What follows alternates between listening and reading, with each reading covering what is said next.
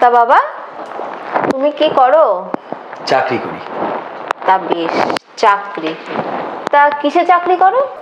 IT সেক্টরে। আচ্ছা, IT sector. তা ওটা কি পার্মানেন্ট জব বাবা? হ্যাঁ, পার্মানেন্ট। পার্মানেন্ট? আচ্ছা, তা মোটামুটি কত বছর তুমি করছো কাজটা? বছর 10 হবে। বছর 10 হয়ে গেল চাকরিটা করছি। মাইনে পত্র ভালো। ভালো তো? না আমি দেখো জিজ্ঞেস করছি কেন, দেখো দেখ তুমি আমার ছেলের মতো সেই হিসেবে জিজ্ঞেস করছি আর কি। খুব ভালো, খুব ভালো। তা বাবা তুমি বোধহয় বন্ধু। হ্যাঁ। তা তুমি কি করো? আমি ওই আসলে স্কুলে খুব ফাঁকি মারতাম তো, তাই করি একটা কিছু। এটা এখন বলা যাবে না, পরে বলবো আপনাকে। তুমি যেটা করো শোনা শুনি, আমরা শুনবো। তুমি কি কাজ করো আমরা শুনতে চাই। আরে পরে বলবো কাকু, পরে বলবো, আগে দেখুন না। আমায় বলবে না? হ্যাঁ বলবো বলবো। ঠিক তো? হ্যাঁ বলবো। আচ্ছা ঠিক আছে। মা পূজা। হ্যাঁ আয় রে মা। এই পূজা বল বাবা, শোনা আমার। বল কি হলো শোনা বাবা? ও বাবা আমার, বাবা আমার। গো ঠিক আছে ঠিক আছে। আমার মেয়ে পূজা। আমার মেয়ে। কিছু জিজ্ঞেস করার হলে এখনই জিজ্ঞেস করে নাও সামনাসামনি, পরে কিন্তু কিছু বলতে পারবে না। না না, ঠিক আছে ঠিক আছে। এই কি সর্বনাশ! একেই তো সেদিন দেখেছিলাম আমাদের বাড়িতে আরেকটা ছেলেকে হাজবেন্ড হিসেবে নিয়ে যেতে। আরে মারাত্মক কেলেঙ্কারি হয়ে যাচ্ছিল। মা বাবা দাদা বৌদি বোন সবাই তো অলরেডি একেই পছন্দ করে ফেলেছে।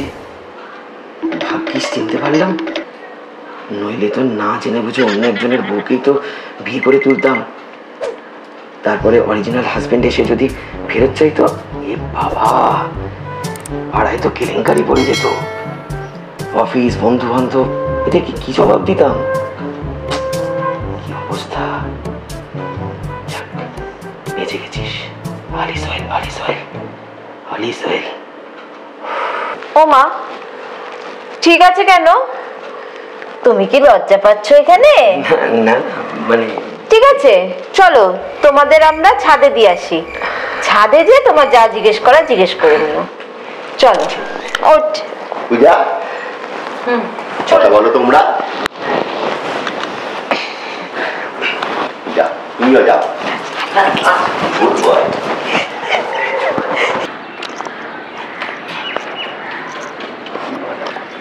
এসো এসো বাবা, এসো এসো।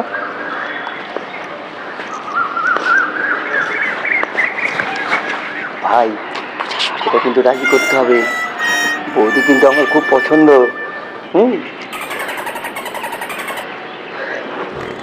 বুঝছো?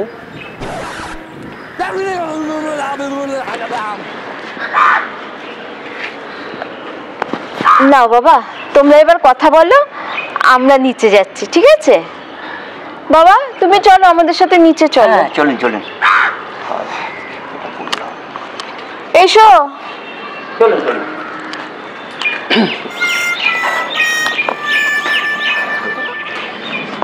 আপনার সঙ্গে একটা কথা আছে, কি করে বলবো বুঝতে পারছি না। হ্যাঁ বলুন না, তো কোনো অসুবিধা নেই, বলুন। বলবো আসলে আমার গার্লফ্রেন্ড আছে, আর আমরা সেটেল করবো ঠিক করে নিয়েছি। এই কথাটা তো আপনি ফোনেও বলতে পারতেন, আপনার মায়ের কাছে তো আমার নাম্বার আছে। এখানে সে এই সমস্ত নাটক করার কোন দরকার ছিল? চলুন।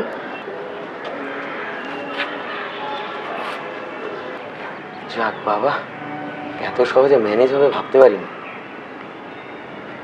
কিন্তু একটা কথা ভেবে খারাপ লাগছে, মেয়েটা যে কি করে বিপদে চলে গেল এই বয়সে। জানি এমনিতে তো পছন্দ হয়েছিল, তাহলে তো কি চয়েস করতাম কে জানে। যাক চল দেখি কে তোকে দেখতে এসেছে, দেখি।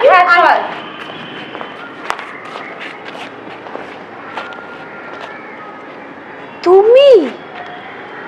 ও সৌরভ তুই চিনিস নাকি? হ্যাঁ মানে তুই পাত্র, আমি জাস্ট ভাবতেই পারছি না তুই আমার কাজিনকে দেখতে এসেছিস। মানে আমি শুনেছিলাম পাত্র ভালো চাকরি করে। হ্যাঁ কেন, কেমন লাগলো পূজাকে? না ভালো, বাট বিয়েটা করতে পারছি। তো প্রবলেমটা কোথায়? প্রবলেম? হ্যাঁ। আচ্ছা তোর কাজিন কবার বিয়ে করবে বলতো? মানে কবার বিয়ে মানে আমি তো কিচ্ছু বুঝতে পারছি না। হ্যাঁ কিছু বুঝতে পারছিস না? ও তো বিবাহিত। বিবাহিত? হ্যাঁ। কি সব যাতা বলছিস তুই সৌরভ? 2 মাস আগে আমাদের বাড়িতে ভাড়া নিতে গিয়েছিল ওর হাজবেন্ডকে নিয়ে। বললো 2 বছর আগে বিয়ে হয়েছে, 5 বছরের একটা বাচ্চা আছে। ও হ্যাঁ। মানে 2 বছর আগে বিয়ে হয়েছে, 5 বছরের বাচ্চা আছে। এই গবেট ভাব একবার অঙ্কটা। কি রে আমার বলছি দেখ, ও কি বলেছিল কি 2 বছর আগে ওর বিয়ে হয়েছে, অলরেডি 5 বছরের বাচ্চা আছে। কি মাথায় ঢুকলো কিছু? তুই এবার বুঝিয়ে দে ব্যাপারটা।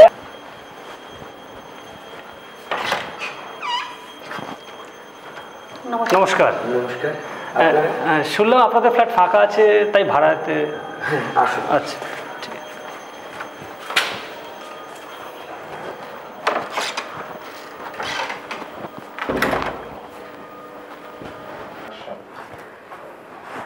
ফ্ল্যাটটা কেমন দেখলেন?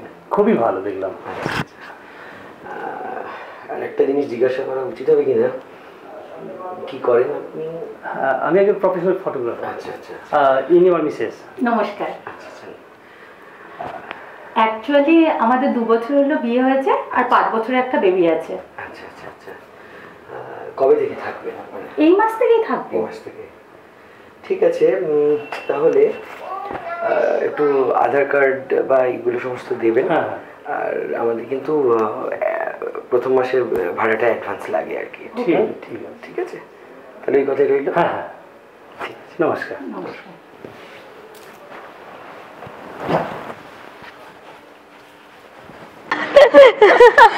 আরে যত সব গন্ডগোল তো তোর জন্য, তুই এবার বুঝিয়ে বল ব্যাপারটা।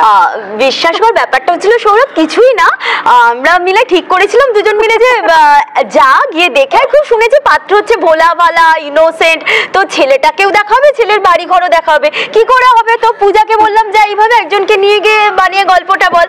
ও গড, তুই যে সেটা খেয়ে যাবি গবেট। তুই এখনো সেই কলেজের মতোই রয়েছিস। এবার কি আপনি বুঝতে পারলেন ব্যাপারটা? আপনার কি সত্যি গার্লফ্রেন্ড আছে? সত্যি মনে হয়েছে?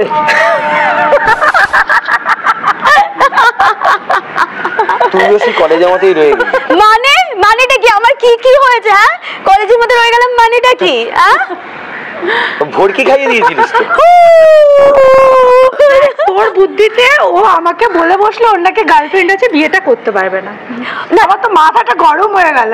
ও তার মানে দুজনেরই দুজনকে পছন্দ হচ্ছে, তাই তো? শুভ সুশীঘ্রম নাকি? সানাই বাজাতে বলি, উলু দিতে বলি।